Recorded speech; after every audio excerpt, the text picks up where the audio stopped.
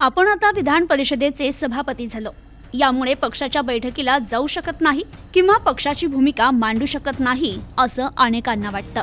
पण तसा काही प्रोटोकॉल नसल्याचं राम शिंदे यांनी स्पष्ट केलंय. आपल्याला सर्व काही जमतं, त्यामुळे यापुढे मी सांगेन तो आदेश आणि बोलेन तो कायदा असंच असेल, असा इशारा सभापती राम शिंदे यांनी दिला.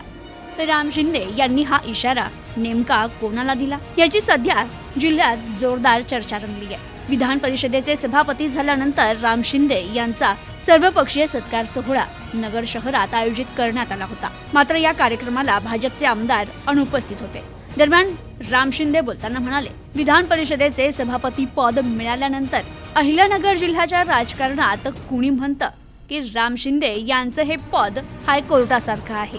त्यांना आता पक्षाचं काही बोलता येत नसतं, ते मीटिंगला येत नसतात, त्यांना तसं काही जमत नाही. पण तसं काही नाही, सभापतीला सर्व काही जमतं. आता तर मी सांगेन तो आदेश आणि मी बोलेन तो कायदा आहे. आपल्याला सर्व काही जमतं, असं राम शिंदे यांनी म्हटलंय. Bureau report, news today 24.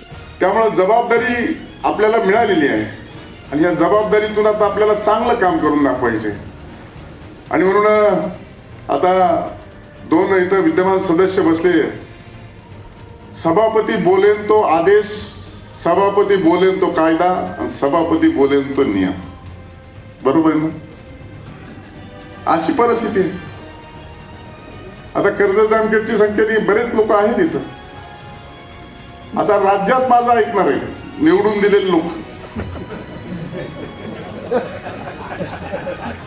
मी जर डायसवर उभा राहिलो तर कोणालाही उभा राहायचा अधिकार नाही माझ्यासमोर. बरोबर ना?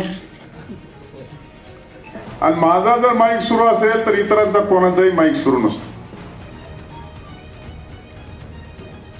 पण नेमकं कर्जत जामखेडनी का ऐकलं नाही हा कधी कधी माझ्या मनात प्रश्न येतो. काही लोक म्हणते झालं ते बरं झालं, तसं समजण्यापैकी मी नाहीये. आणि तसं जर असतं तर मी निवडणूकच लढलो नसतो दादा.